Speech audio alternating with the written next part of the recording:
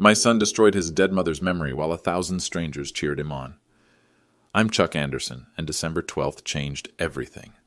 Jake didn't just throw away Elena's teaching awards. He live-streamed it, called her life's work garbage, mocked thank you letters from fourth graders she'd helped, told his audience that his mother was dead weight who never accomplished anything meaningful. What those 1,000 viewers didn't know? Elena gave Jake her kidney when he was 8 years old, saved his life. Never told him because she didn't want gratitude, just wanted him alive. What Jake didn't know? His worthless mother left him a $2.1 million villa in Spain. I watched him perform for strangers, shredding the memory of the woman who literally kept him breathing. And I made a decision that would cost him everything. Some secrets are worth keeping, some aren't. If this story grabs you, subscribe and tell me where you're watching from, because what happened next proves that betrayal always finds its price. Elena taught me that actions have consequences. Jake was about to learn. Let me paint you the picture of how my son saw me back then. Every morning at 5 a.m., I'd put on my gray janitor uniform with Roosevelt Elementary stitched on the pocket. Same school where Elena taught fourth grade for 18 years. Same hallways where she made kids laugh. Same classrooms where she changed lives. Jake would roll his eyes when his friends came over. "That's just my dad," he'd say. "He cleans toilets for a living." Never mind that I chose to work there. Never mind that every night I'd spend an extra hour in Elena's old classroom, room 207, making sure it stayed perfect. Her replacement, Mrs. Peterson, always left me a note saying thanks. But Jake, he saw embarrassment. "You're 57 years old, Chuck," he'd say.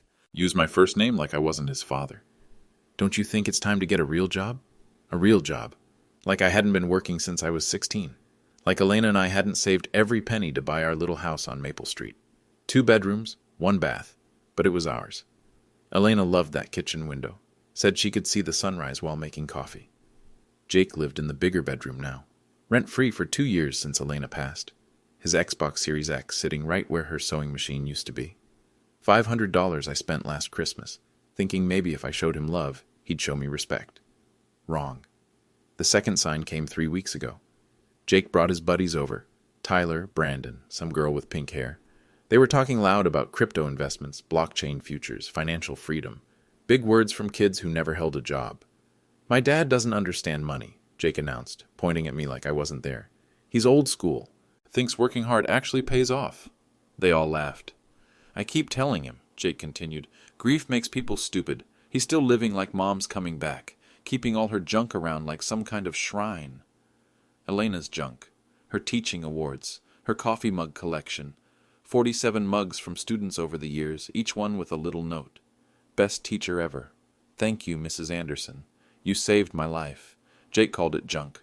"The man needs therapy," the pink-haired girl said, "or a reality check. He'll figure it out," Jake shrugged. "When I start making real money, maybe I'll help him out, buy him a nice little apartment somewhere, away from all this dead weight. Dead weight. That's what he called his mother's memory. I kept mopping. Elena always said people show you who they are if you just listen. I was listening now. But here's what Jake didn't know, what none of them knew. Every Tuesday at 11 a.m., I got a call from Mr. Rodriguez at the law office in Seville, Spain. Elena's parents had left her something in their will, something she never got to see because she died first. The paperwork finally cleared in April. Every Wednesday, I checked the bank statement from Banco Santander. Account number ending in 4792. Balance: €1,950,000. That's $2.1 million at current exchange rates. Elena's villa, Calle Sierpes 23, Seville. 3 bedrooms, 2 baths, rooftop terrace overlooking the cathedral. Her grandmother's house, where Elena spent summers as a little girl. Jake knew Elena's parents were Spanish, but he never asked about inheritance, never asked about her family, never asked about anything except when he could have the house to himself for parties. So I never told him. Good thing, too, because what happened next proved I made the right choice. The pressure started building the week before Thanksgiving. "I need $15,000, Jake announced over breakfast. Not asked, announced. I was eating oatmeal, the same breakfast Elena and I shared for 20 years. Jake was scrolling his phone, not even looking at me. "15,000 for what?" I asked. "Investment opportunity. This guy Marcus has a crypto mining setup, guaranteed returns. I just need seed money." I set down my spoon. "Son, I don't have $15,000. Now he looked up. Eyes narrowed like I was lying. Come on, Chuck. You've got Mom's life insurance money sitting around. $50,000, right? Just sitting in some boring savings account. He wasn't wrong about the life insurance. Elena had a policy through the school district. But that money? That was for emergencies. For keeping the house. For surviving. That money's not for investments, Jake. It's not for hoarding either. He leaned forward. Dad, you're 57. You make what, $30,000 a year mopping floors? You'll never retire. You'll die in that janitor's closet. But if we invest smart now... We? Fine. If I invest smart now, I can take care of both of us. Buy you a decent place. Get you out of this situation. This situation. Our home. Elena's home. What if the investment fails? I asked. Jake laughed. Actually laughed. That's your problem, old man. You think small. Mom thought small, too. Look where it got her. Where it got her. Elena died of cancer, fighting for 18 months. She thought about Jake every day, worried about leaving him without guidance, made me promise to be patient with him. Your mother worked hard for everything we have, I said quietly. And what do we have? Jake spread his arms wide. A crappy house in a crappy neighborhood, a 20-year-old Camry with 130,000 miles, some teaching awards nobody cares about. Face it, Dad, Mom's whole life was mediocre. Mediocre. I thought about Elena staying up until midnight, grading papers by lamplight, writing personal notes on every test, calling parents when kids struggled, spending her own money on classroom supplies. I thought about the letters that still came sometimes, former students, now adults, thanking her for believing in them, for seeing potential when nobody else did. Mediocre. If you don't invest this money, Jake continued, I might have to make some hard choices about our living situation. What does that mean? It means maybe it's time for you to downsize. Sell this place. Get a studio apartment somewhere. Let me handle the finances. I'm 30 years old, Dad. I know how the world works now. There it was. The threat. Give me the money or lose your home. But it got worse. That weekend, Jake brought over a real estate agent. A pushy woman in a red blazer who walked through Elena's house like she was calculating square footage for demolition. The market's hot right now, she told Jake, ignoring me completely. Properties in this neighborhood are going for $220, $230. After commission and fees, you're looking at maybe $200,000 clear. See? Jake said to me. We sell this place, invest the proceeds properly, and in 5 years we'll have enough to buy something twice as nice. Elena's house, where she planted tomatoes every spring, where she hung Christmas lights that could be seen from 3 blocks away, where she sat on the front porch every evening, waving at neighbors. I'm not selling, I said. The real estate agent shrugged. Think about it. Market won't stay hot forever. After she left, Jake cornered me in the kitchen. Dad, you're being selfish. This isn't just about you anymore. I have plans, goals. But I can't achieve them while you're clinging to the past. The past. Elena's memory. Our life together. What if I said no to everything? I asked. No to the investment. No to selling the house. Jake's face went cold. Then maybe I'd have to reevaluate whether this relationship is worth maintaining. The first real fight happened on a Tuesday night. I was cleaning Elena's portrait in the living room, the one from her last Teacher of the Year award. Jake walked in with takeout food, saw what I was doing, and just stopped. Seriously? He said. You're dusting her picture again? It's dusty, I said simply. It's obsessive. He set his food down hard on Elena's coffee table. Dad, she's gone. She's been gone for 3 years. This shrine thing you've got going, it's not healthy. I kept cleaning the glass carefully. Elena's smile looked back at me, the same smile she gave me every morning for 28 years. She was a good woman, I said. She was a mediocre teacher who never amounted to anything. I stopped cleaning. What did you say? You heard me. Jake sat down, opened his container of Chinese food. Look around, Dad. Look at what her good work got us. A tiny house, old furniture, no savings, no legacy. She spent 18 years making $40,000 a year and acting like she was changing the world. She was changing the world. Really? Name one kid she actually helped. Name one life she actually saved. I set down the cleaning cloth, turned to look at my son. Really look at him. I can name exactly one life she saved, I said quietly. Yeah? Who? Yours. Jake laughed. What's that supposed to mean? Nothing you'd understand. Try me. I studied his face, the face Elena and I watched grow up, the same brown eyes she had, the same stubborn chin. But something was missing now, something Elena would have been heartbroken to see. Your mother, I said slowly, gave more than you'll ever know. Like what? Bedtime stories? Homework help? Big deal. Every mom does that stuff. Not every mom would do what she did. Which was what exactly? I looked at him sitting there, eating his food on Elena's table, in Elena's house, completely unaware of what his existence had cost her. She gave you everything, I said. Everything? Look around, Dad. This is everything? This is pathetic. You wouldn't be here without her sacrifice. Oh, please. Jake rolled his eyes. Spare me the guilt trip. Every parent sacrifices for their kids. It's called basic responsibility. Not like this.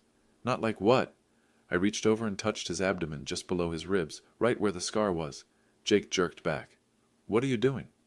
You have a scar there, I said. 6 inches long, lower right side. So what? Surgery when I was a kid. Appendicitis or something. Or something. What's that supposed to mean? I stared at him. Elena's son. The boy she literally saved. It means you owe more than you know, Jake. His face twisted with irritation. Oh what? Oh who? Dad, you're talking crazy again. This is what I mean about the grief making you weird. Am I weird for remembering? Remembering what? August 3rd, 2002? Jake blinked. I don't know what that date means. You were 8 years old, okay? And Children's Hospital of Philadelphia, room 412. Something flickered across Jake's face. Uncertainty. You were dying, I said quietly.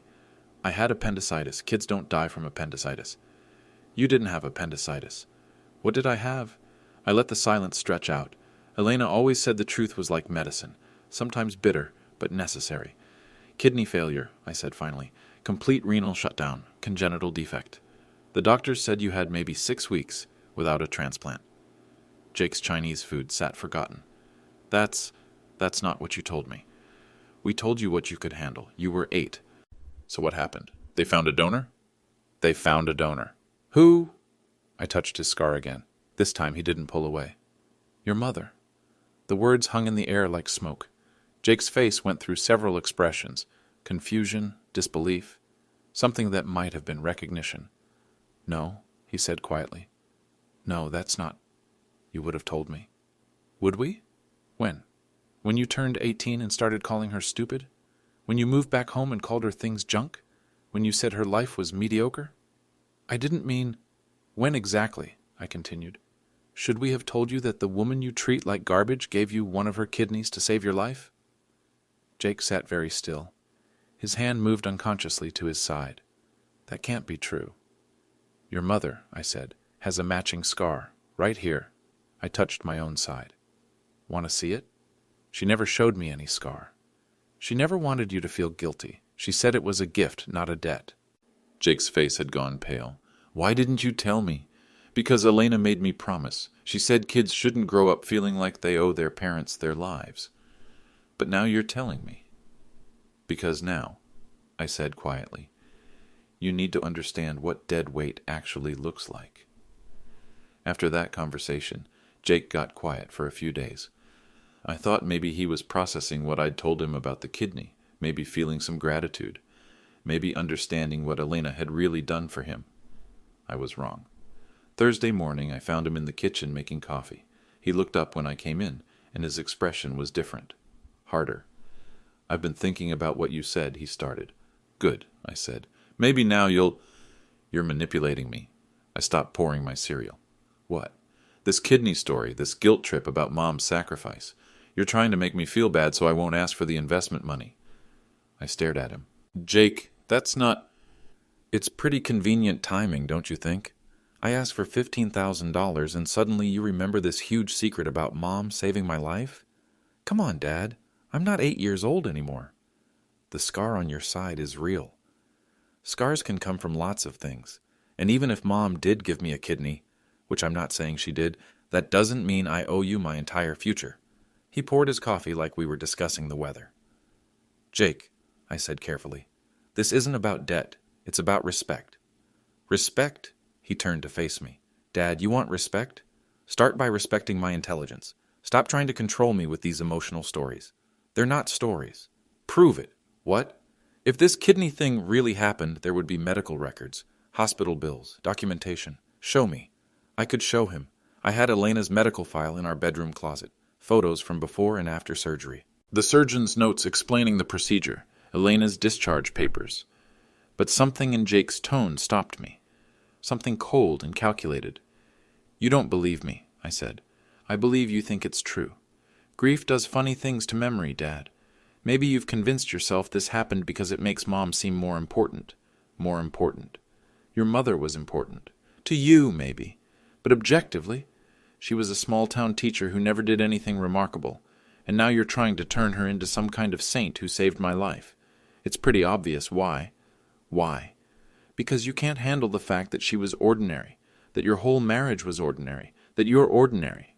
He said it so casually, like he was commenting on the weather. "Jake, it's okay, Dad. Most people are ordinary. Most lives don't matter much in the big picture. But instead of accepting that, you're creating these elaborate myths about Mom's importance." I felt something shift inside me, something that had been patient for 3 years. "What if I could prove it?" I asked quietly. "Prove what?" "Everything. The kidney, the sacrifice, Elena's importance." Jake shrugged. "Then I guess I'd apologize, but Dad, even if it's all true, it doesn't change anything about our situation now. Dead people can't pay bills. Our situation, like Elena's sacrifice, was ancient history. What if Elena left us something?" I asked. Jake's eyes sharpened. "What do you mean?" "Just hypothetically. What if she wasn't as ordinary as you think?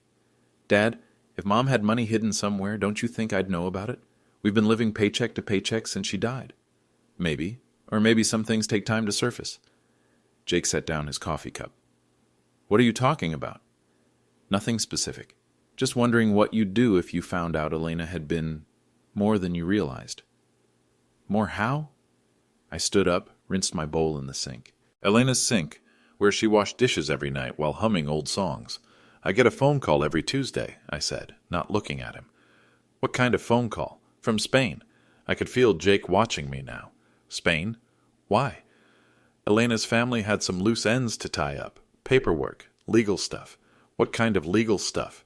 I dried my hands on Elena's dish towel, the one with sunflowers she bought at a craft fair. "Nothing you'd be interested in," I said. "Just ordinary people handling ordinary business." "Dad." "Yeah? Are you hiding something from me?" I looked at him then, really looked. My son, who'd called his mother ordinary, who'd called her sacrifice manipulation, who thought dead people couldn't pay bills. "We all have our secrets, Jake," I said quietly. Then I grabbed my janitor's uniform and headed for work, leaving him standing in Elena's kitchen with 1,000 questions and no answers. Sometimes the most powerful thing you can do is walk away. Elena taught me that. December 12th, 2024, 7:30 p.m., the night everything changed. I was in the garage, organizing Elena's Christmas decorations. Same ones we'd used for 20 years, the string lights that always tangled, the ceramic angels she collected, the tree topper shaped like a star. Jake hated when I put them up, said they made the house look dated, but Elena loved Christmas. She'd start decorating the weekend after Thanksgiving, playing Bing Crosby records and making hot chocolate. The whole house would smell like cinnamon and pine. I was untangling a strand of lights when I heard Jake's voice from inside, loud, excited. Then I heard other voices. I walked to the door connecting the garage to the kitchen. Through the crack, I could see Jake at the kitchen table with his laptop open. He was talking to the camera, gesturing animatedly. "Okay, everyone, tonight's the night," he was saying. "Time for some real talk about moving forward in life." A live stream. Facebook Live, from the look of the interface. So I've got about, let's see, 438 people watching right now. Awesome. Thanks for joining me, guys. I could see the comment feed scrolling on his screen.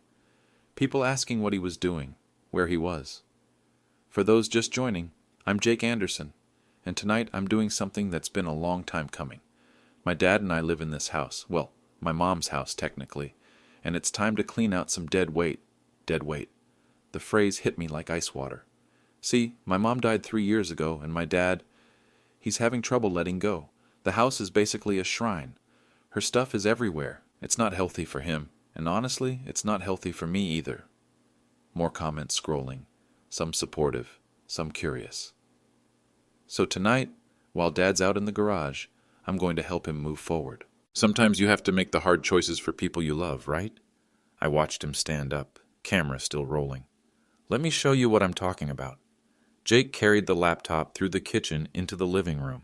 I could see Elena's teaching awards on the wall, her bookshelf full of education texts, the ceramic angels she collected over the years. "This is what I mean," Jake said to the camera. "Look at this stuff. These teaching awards, Outstanding Educator 1998, Teacher of the Year 2015. Like, okay, great, she was a good teacher, but she's gone now, and keeping this stuff around is just, it's morbid. 512 viewers now, according to the count." Jake picked up one of Elena's awards, a crystal apple with her name engraved on it. "My mom worked at Roosevelt Elementary for 18 years, made maybe $40,000 a year. Sweet lady, but let's be honest, she never did anything really important." Never changed the world. Just a small-town teacher who thought she was making a difference. He held the award up to the camera. You know what this represents? Mediocrity, false hopes, the idea that being nice is enough. Well, it's not enough. Nice doesn't pay bills. Nice doesn't build wealth. Nice doesn't create opportunities. I felt my hands clench into fists. "So here's what we're going to do," Jake continued. "We're going to clean house, literally." He walked over to Elena's bookshelf, where she kept her collection of thank you notes from students, hundreds of them, accumulated over nearly 2 decades. "Look at this," Jake said, pulling out a handful. "Thank you notes. Dear Mrs. Anderson, you changed my life. Mrs. Anderson, you believed in me when no one else did. You saved my life." He read them in a mocking, high-pitched voice. "Saved your life? Really?" She was a 4th-grade teacher, not a surgeon. This is exactly the kind of delusional thinking that keeps people stuck in mediocrity. 608 viewers now, comments flowing faster. Jake opened the front door and walked outside, carrying the box of thank you notes. The camera showed our front yard, the street, our neighbors' houses. "This is what moving forward looks like," he announced. "Sometimes you have to throw away the past to make room for the future." He dumped the entire box into our garbage can. Hundreds of letters from Elena's students, fluttering down like dead leaves. There we go. Dead weight officially discarded. The comments were mixed now, some people cheering him on, others expressing concern. "Don't worry," Jake said, reading the concerned comments. "This isn't disrespecting my mom. This is honoring her by refusing to be trapped by sentimentality. She would have wanted me to be successful, not nostalgic." He went back inside. I followed at a distance, staying in the shadows. "Okay, what's next?" Jake surveyed the living room. "Oh, here we go, the mug collection. Elena's mugs, 47 of them, each one a gift from a student. She displayed them on a special shelf Jake's grandfather had built. Every teacher hoards student gifts," Jake explained to his audience. "Coffee mugs, paperweights, little ceramic figurines. It's like a participation trophy for mediocrity." He started taking them down one by one. "World's best teacher, #1 educator. You make a difference, blah, blah, blah. You want to know the truth? My mom made maybe $2 million total in her entire career. A crypto investor can make that in a month. 723 viewers now." Jake carried an armload of mugs outside. I could hear them clinking against each other, some of them breaking. "And here's the best part," he said, dumping them into the garbage. "My dad thinks this stuff is valuable. He thinks keeping it around honors her memory. But you know what would really honor her memory? Me becoming successful? Me making something of my life instead of wallowing in grief. More mugs. More trips to the garbage can." "The thing is," Jake continued, "some people are born to be ordinary. Small dreams, small lives, small impact. My mom was one of those people. Sweet lady, but ordinary. And my dad is too. He's a janitor, 57 years old, makes $30,000 a year mopping floors, 841 viewers. But I'm different. I have vision. I understand money, investment, opportunity. I'm not going to end up like them, trapped in some mediocre life, pretending small accomplishments matter." He came back inside, picked up Elena's favorite coffee mug, the one that said, "Teaching is a work of heart," a gift from her last class before she got sick. "This one's special," Jake said to the camera. "Dad's favorite. He drinks coffee from it every morning like it's some kind of sacred ritual." He held it up, examining it in the light. "You know what this represents? Living in the past, refusing to move forward, choosing sentiment over success." He walked toward the door. "Time to let go." 896 viewers watched Jake Anderson throw his mother's favorite mug into the garbage, where it shattered against the metal bottom with a sound like breaking glass. "There," he said, brushing off his hands, finally cleaning out the dead weight. Dead weight. Elena, my wife, the woman who saved his life. Dead weight. I stood in that garage doorway for exactly 30 seconds, watching my son celebrate the destruction of his mother's memory in front of 900 strangers. Then I walked inside. Jake was back at the kitchen table reading comments and responding to his audience. Yeah, it feels good, he was saying. Like, finally, you know? Sometimes you have to be the adult in the relationship. He saw me come in and didn't even look embarrassed. Oh, hey, Dad, you're back early. What's going on here, Jake? Just doing some cleaning. I was telling everyone about our situation. How we're working on moving forward. 912 viewers now. I could see my reflection in his laptop camera. You threw Elena's things away. I threw away clutter. There's a difference. The comments were going crazy.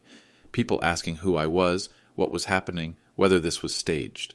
Those weren't clutter, I said quietly. Those were gifts from her students. Dad, they were junk. Old coffee mugs and sentimental notes. We can't keep every piece of paper a student ever gave her. Turn off the camera, Jake. Why? This is good content. People need to see what it looks like when families make hard choices together. I reached over and closed his laptop. Hey, Jake protested. I was live. You just cut off 900 people. 900 people don't need to watch you disrespect your mother. Jake reopened the laptop. The stream was still running. Sorry about that, everyone, he said to the camera. My dad's having one of his moments. Grief makes people irrational sometimes. He positioned the screen so both of us were visible. This is my father, Chuck Anderson. Dad, wave to the audience. I didn't wave. See what I mean? Jake continued. This is what happens when people can't let go of the past. Dad thinks those old mugs were valuable. He thinks keeping Mom's junk around honors her memory. Jake, I said quietly, you need to stop this. Stop what? Stop helping you move forward? Stop trying to build a better life for both of us? The viewer count hit 950. Tell them, I said. Tell them what? Tell them about August 3rd, 2002? Jake's expression flickered. Dad, don't start with that story again. What story? Someone typed in the comments. My dad thinks my mom gave me a kidney when I was 8, Jake said, rolling his eyes. It's this elaborate fantasy he's created to make her seem more important than she was. Show them your scar, I said. What scar? More comments. The one on your side, 6 inches long, lower right abdomen. Jake's hand moved unconsciously to his side. That's from appendicitis surgery. Show them. I'm not taking my shirt off on camera, Dad. That's weird. Then tell them about Children's Hospital of Philadelphia, room 412. The comments were getting more questions now, people sensing drama. Dad's been watching too many medical shows, Jake said, but his voice was less confident, making up stories to guilt-trip me. Dr. Stephen Martinez, I said. Your surgeon. Want me to call him? Call who? Jake's face was getting red. I pulled out my phone, found Dr. Martinez's contact information. Elena had kept it all these years. What are you doing? Jake asked. Calling someone who remembers the truth. The phone rang twice before a familiar voice answered. Dr. Martinez, this is Chuck Anderson. Elena Anderson's husband. Yes, from Philadelphia. Yes, she passed 3 years ago. I'm sorry to bother you, but I have our son Jake here and he's having trouble remembering his surgery. Yes, the kidney transplant. August 2002? Jake's face went white. Doctor, could you explain to Jake what happened when he was 8? He seems to think it was appendicitis. I put the phone on speaker. Jake? Dr. Martinez's voice came through clearly. Jake Anderson? Oh my goodness, how are you, son? You were just a little boy when I met you. Complete renal failure, wasn't it? Your mother saved your life with that donation. How is Elena? I always wondered how you both turned out. The live stream had gone completely silent. No comments moving, just 1,000 people listening to a doctor confirm what Jake had been denying. Jake? Dr. Martinez continued. Are you there? Your mother was one of the bravest women I ever met. No hesitation when we explained the risks. She just said, when can we do the surgery? Remarkable woman. Jake stared at the phone like it was a snake. The incision should have healed nicely, Dr. Martinez added. Both of you should have matching scars on your right side. Elena was very concerned about that. Wanted to make sure you wouldn't feel self-conscious about it. 1,043 viewers now. Still no comments. Doctor, I said, Jake has been throwing away Elena's belongings tonight. Her teaching awards, gifts from students. He called her dead weight and said she never did anything important. The silence on the other end was deafening. "I see," Dr. Martinez said finally. "Well, Jake, I suppose everyone processes grief differently, but I want you to know that your mother's kidney is why you're alive today. That organ failure would have killed you within weeks. Elena's donation gave you 30 years of life so far, and hopefully many more to come." Someone in the comments finally typed, "Holy shit." Then the floodgates opened. Did he really throw away his dead mom's stuff? After she gave him a kidney? This is disgusting. What kind of person does this? Jake's a monster. Jake was reading the comments now, his face getting redder by the second. This isn't what it looks like," he stammered to the camera. "Dr. Martinez," I said, "is there any chance you could email us Jake's medical records from that time? He seems to need proof. Of course, I have your contact information from Elena's file. I'll send them tonight." "Thank you, doctor." I hung up the phone. The live stream now had over 1,100 viewers, and the comments were brutal. "Turn it off," Jake whispered. "Why?" I asked. "I thought this was good content.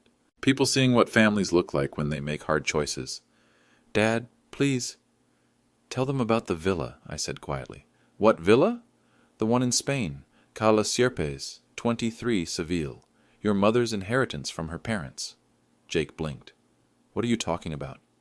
"Tell them about the $2.1 million Elena left you." The comments exploded. $2 million? Holy crap! Plot twist! This keeps getting crazier. Jake was staring at me like I'd grown a second head. "That's not... There's no villa. Dad, what are you talking about?"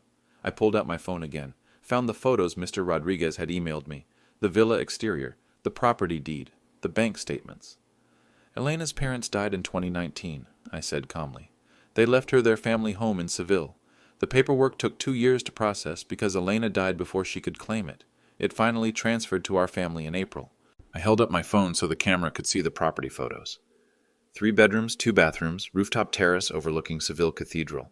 Current market value, €1,950,000. That's 2.1 million US dollars. The viewer count was climbing past 1,200 now. Comments flowing so fast they were just a blur. "Dad," Jake said, his voice barely a whisper. "Why didn't you tell me?" "Because," I said, looking directly into the camera, "deadweight doesn't inherit million-dollar properties." The silence that followed was absolute. Even the comment stream seemed to pause. "Elena Anderson," I continued, speaking to the 1,200 people watching, "taught 4th grade for 18 years, made $40,000 a year, saved every penny she could, gave her kidney to save her son's life, and left him a villa in Spain worth more than most people see in a lifetime." I looked at Jake, whose face had gone completely pale. "And tonight that son threw her memory in the garbage and called her worthless in front of 1,000 strangers." "I didn't know," Jake whispered. "About the villa? Or about the kidney? Both. Which one made you feel worse, Jake? Finding out your mother was rich or finding out she saved your life?" The comments were going insane now. "Jake is the worst person alive. I'm crying for Elena. Someone save that villa from this monster. How could he do this to his mom?" Jake was reading them, his hands shaking. "Turn it off," he begged. "Please, Dad, turn it off." "Why? You said people needed to see what it looks like when families make hard choices. Well, here's my hard choice." I looked directly into the camera. "Elena Anderson left specific instructions in her will. The villa goes to Jake only if he honors her memory and respects her sacrifice. There's a clause about maintaining the dignity of her legacy." I paused, letting that sink in. As of tonight, watching him call her dead weight and throw away gifts from the children she taught, I'd say that clause has been violated. "No," Jake said, panic creeping into his voice. "Dad, you can't. That money isn't yours anymore." The comments were absolutely savage now. Thousands of people watching a son realize he'd just talked himself out of $2 million on live television. "Tomorrow morning," I said to the camera, "I'm calling my lawyer. The villa will be donated to the Elena Anderson Memorial Scholarship Fund for underprivileged children, the same children Elena spent her life trying to help." Jake looked like he was going to vomit. "The same children," I continued, "whose thank you notes Jake threw in the garbage tonight, calling them worthless." 1,400 viewers now. The story was clearly being shared in real time. So thank you everyone for witnessing this moment. You've helped me make the easiest decision of my life. I reached over and closed Jake's laptop, ending the live stream. The kitchen fell silent except for the sound of Jake's heavy breathing. "Dad," he said finally, "I can fix this. I can apologize. You can move out," I said quietly. "What?" "Elena's house. Elena's rules. You want to call her dead weight?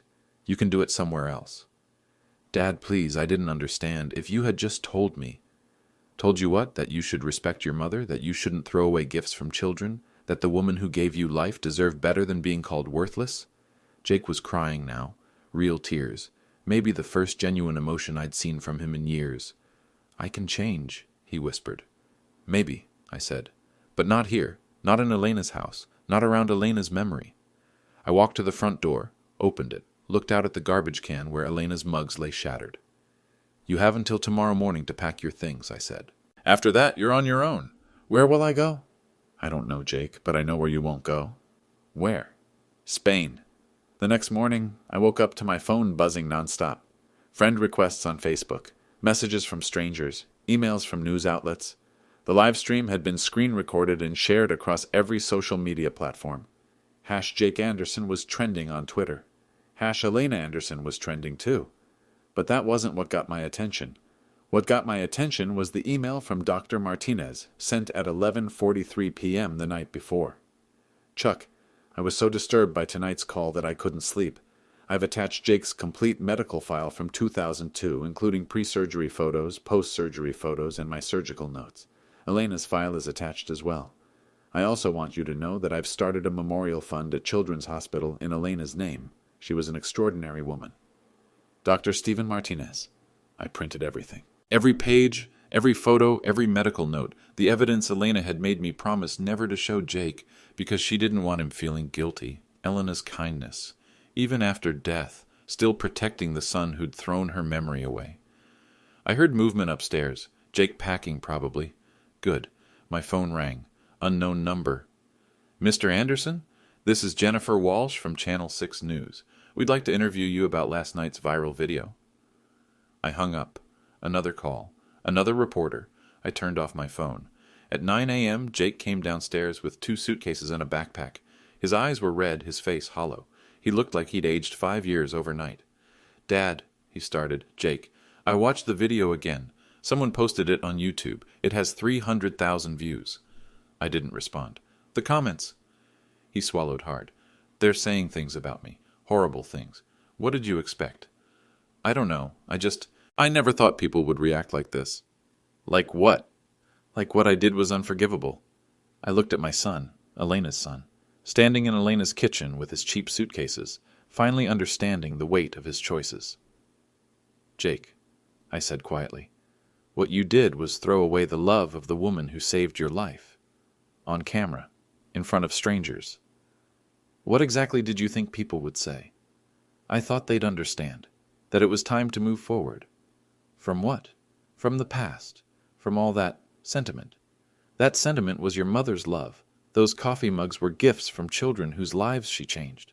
Those thank you notes were proof that she mattered." Jake set down his suitcases. "I know that now." "Do you?" "Yes, I called Tyler last night, asked if I could stay with him for a while. He said he saw the video, said he couldn't have someone like me around his family. I wasn't surprised. Tyler had young kids." Brandon said the same thing, said what I did was psycho behavior. "What about the girl with pink hair? She blocked me on everything, posted on her Instagram story calling me a sociopath." Jake sat down at Elena's kitchen table, the same table where he'd live-streamed his mother's destruction 12 hours earlier. "Dad, I lost $2 million last night." "No," I said, "you lost something worth much more than that." "What?" "The respect of everyone who knew your mother, including me." Jake's face crumpled. "How do I fix this?" "You don't. There has to be a way. Some kind of apology, Jake," I sat down across from him. "Your mother had terminal cancer for 18 months. Chemo, radiation, surgery, the works.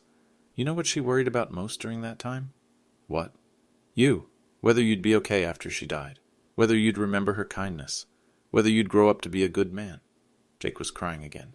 "She made me promise to be patient with you. Said grief makes people do strange things. Said you'd find your way eventually.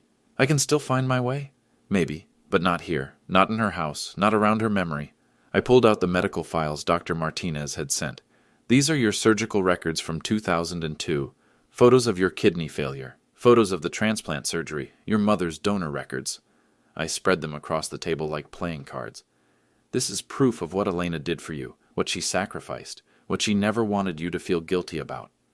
Jake looked at the photos. Pictures of his 8-year-old body opened up, Elena's kidney being placed inside him. She did this, I said, pointing to the surgical photos. For you, without hesitation, without conditions, without expecting gratitude. I know. Do you? Because last night you called her dead weight. I was wrong. Yes, you were. I gathered up the photos, put them back in the envelope. The villa goes to the scholarship fund tomorrow morning. Mr. Rodriguez is handling the paperwork. Elena's memory will help other children get educated the way she always wanted. And me? You figure out how to live with what you've done. Jake picked up his suitcases. Where will I go? I don't know. But Jake? Yeah? Wherever you go, remember this. Your mother gave you 30 years of life you wouldn't have had. Last night you used that gift to destroy her memory. Think about what that means. He walked to the door, stopped, turned back. Dad? What? I'm sorry. Don't apologize to me, I said. Apologize to her. Jake looked around Elena's kitchen one last time. The sunflower dish towels, the coffee maker we'd had for 15 years, the window where she used to watch the sunrise. How do I apologize to someone who's dead? You live better, I said. You become the man she believed you could be. You honor her sacrifice. What if I can't? Then you live with the consequences, just like you're doing now. Jake nodded, opened the door, walked out into the December morning. I watched him load his car, saw him sit in the driver's seat for a long moment, staring at Elena's house. Then he drove away. I closed the door, made coffee in one of Elena's remaining mugs, and called Mr. Rodriguez in Seville. Buenos dias, Mr. Anderson. I saw the news about your son. Very unfortunate. It's time to transfer the villa to the scholarship fund, I said. See, of course. Elena would be proud. Yes, I said, looking at her photo on the mantel. She would. The story exploded over the next week like nothing I'd ever seen. By Wednesday, the video had been viewed over 2 million times across all platforms. News outlets picked it up.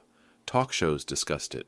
Someone created a Wikipedia page for Elena Anderson Memorial Fund before I even knew what was happening. The Today Show called. Good Morning America called.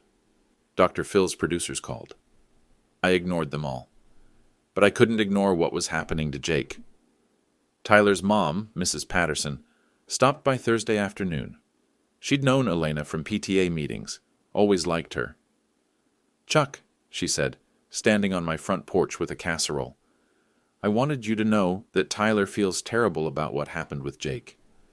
Not Tyler's fault, I said.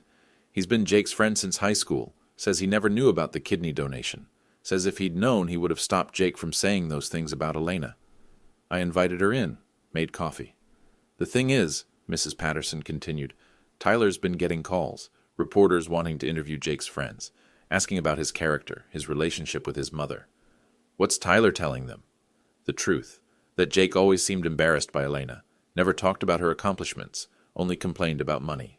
Tyler says he tried to defend Jake at first, but then he watched the video again. She shook her head. 23 minutes of Jake destroying his mother's memory, the way he mimicked those children's thank you notes, the way he called her sacrifice manipulation. Tyler says he can't defend that. Jake made his choices. Yes, but Chuck, you should know, it's affecting him. Jake's been calling Tyler, begging him to post something supportive on social media. Tyler won't do it. Says his own children might see it someday, and he won't have them thinking he supports that kind of behavior. Friday morning brought worse news. Jake had been staying at a motel on Route 30. The manager, a woman named Carol, who'd also known Elena, recognized Jake from the video. She told him to find somewhere else to stay. I don't run a motel for people who disrespect their dead mothers, she'd said, according to Jake's frantic voicemail. He'd tried 3 other motels. Same result. The story had made Elena into a local hero. Roosevelt Elementary was getting donations for a memorial garden. Former students were sharing their own stories about how Elena had helped them. Meanwhile, Jake couldn't find a place to sleep in his own hometown. Saturday, Dr. Martinez called me directly. Chuck, I've been following the news coverage. The medical community is rallying around Elena's memory. We're setting up the Elena Anderson Medical Hero Fund at Children's Hospital. That's wonderful, Doctor. But I'm calling about Jake. He contacted me yesterday asking if I could somehow retract my statement about the kidney donation. Said it was destroying his life. What did you tell him? I told him the truth doesn't change just because it's inconvenient. Elena saved his life, and if that's destroying his current life, maybe he should think about why. Dr. Martinez paused. Chuck, in 30 years of surgery, I've never seen anything like what's happening to your son. The internet can be cruel, but this feels different.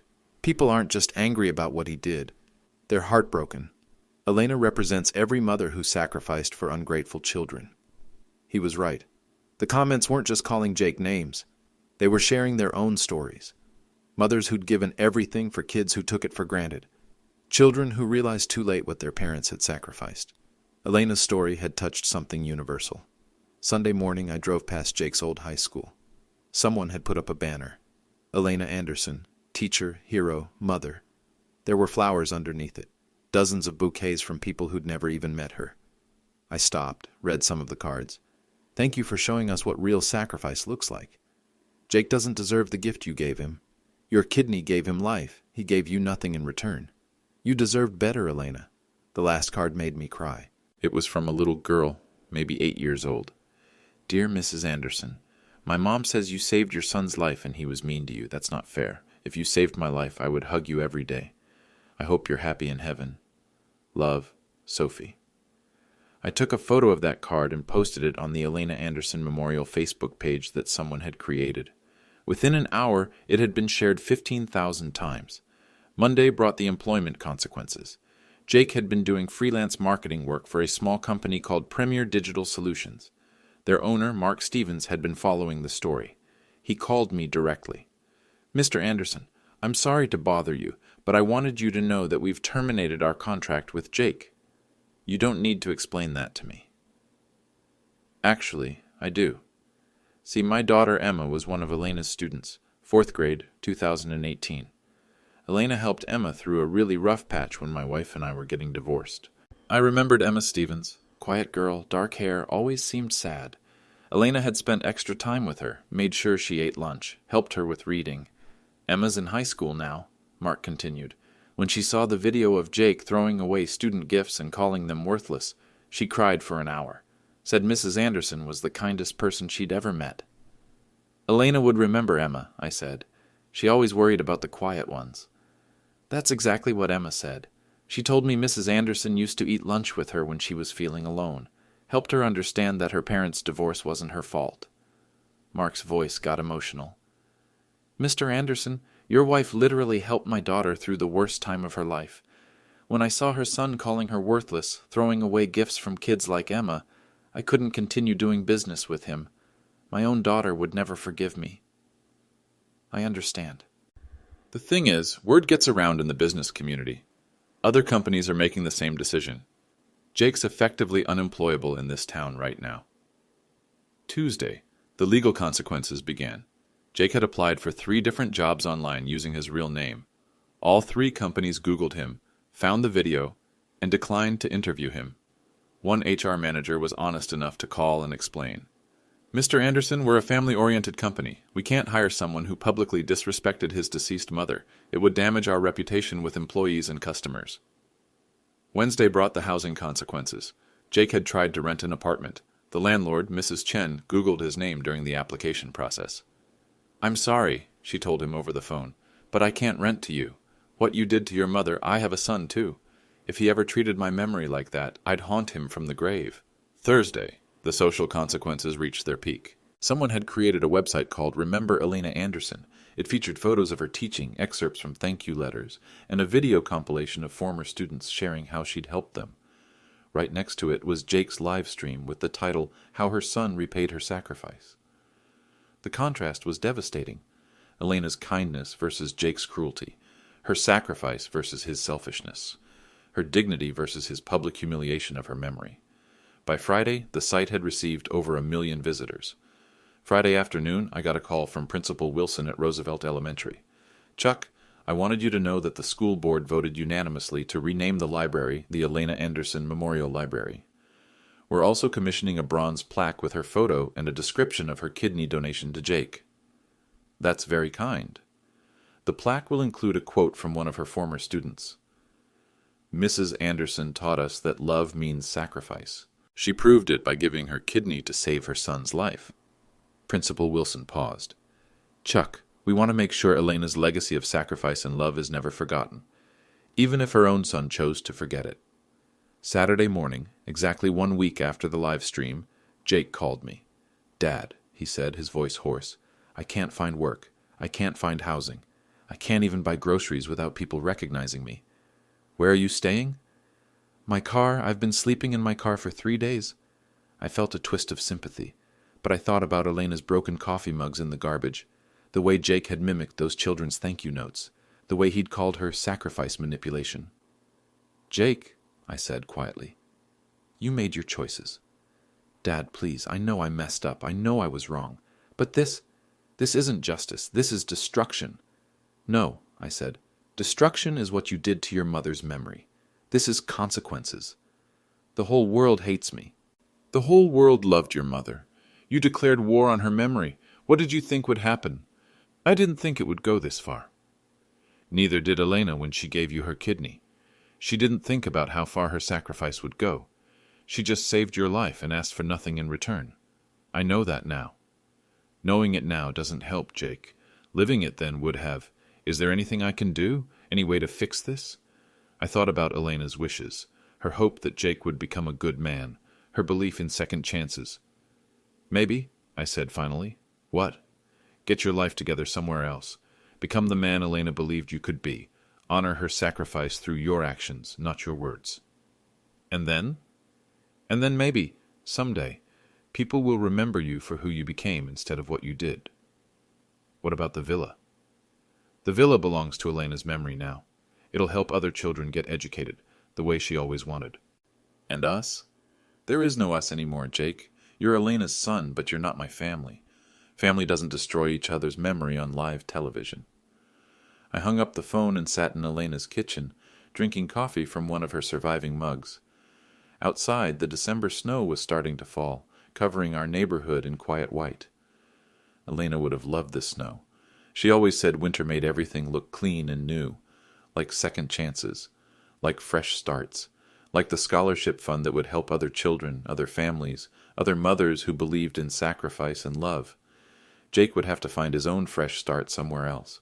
Elena's legacy would continue here, in the town that loved her, among the people who understood what real sacrifice looked like. That felt like justice.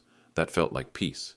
3 months later, on a quiet Tuesday morning in March, I was cleaning Elena's old classroom when I found the letter. It was tucked inside her desk drawer behind some old lesson plans. My name on the envelope in Elena's careful handwriting. The paper was yellowed, dated August 15th, 2002, 2 weeks after Jake's surgery. My dearest Chuck, it began. If you're reading this, it means I'm gone and something has happened with Jake. I hope I'm wrong, but I know my son. I see the way he looks at the world, like it owes him something instead of the other way around. I sat down in Elena's chair, the same chair where she'd planned thousands of lessons, graded countless papers, written hundreds of encouraging notes to struggling students. I need you to know that giving Jake my kidney was the easiest decision I ever made. Not because I expected gratitude, but because that's what love does. Love gives without keeping score.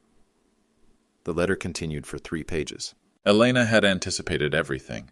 Jake's selfishness, his lack of appreciation, even the possibility that he might someday reject her memory entirely. If Jake ever chooses cruelty over kindness, entitlement over gratitude, please don't blame yourself. You'll want to fix him, to force him to understand what sacrifice means. But Chuck, darling, you can't make someone appreciate a gift they never asked for. She was right, as always. Instead, I want you to remember the children who did understand. The Emmas and Sophies and thousands of others who knew that love requires action, not just words. Use whatever I leave behind to help them. That's how my sacrifice continues, not through Jake's gratitude, but through your generosity. At the bottom, she'd written, P.S. The villa in Spain is real.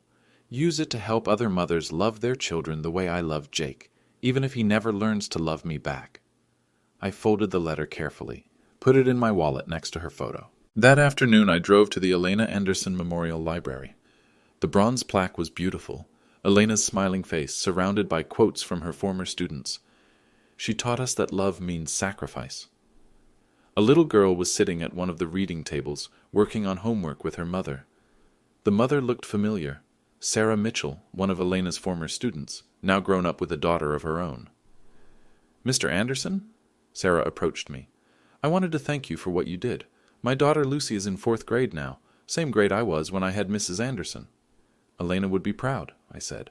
"I've been telling Lucy about Mrs. Anderson, about how she saved her own son's life, how she never gave up on any of us, how she believed in every child who walked through her door." Sarah's eyes got teary. "Lucy asked me if Mrs. Anderson's son ever said thank you for the kidney. I didn't know what to tell her." "What did you say?" "I said that sometimes people need time to understand what they've been given, that maybe someday he'll realize how lucky he was." "That's a good answer." "Mr. Anderson, do you think he'll ever come back? Ever apologize properly?" I thought about Jake's last phone call 3 weeks ago. He'd found work in Seattle, washing dishes at a restaurant, living in a studio apartment, keeping his head down, trying to rebuild his life under a different name. "I don't know," I said honestly. "But I know Elena would want him to have the chance. Even after what he did? Especially after what he did.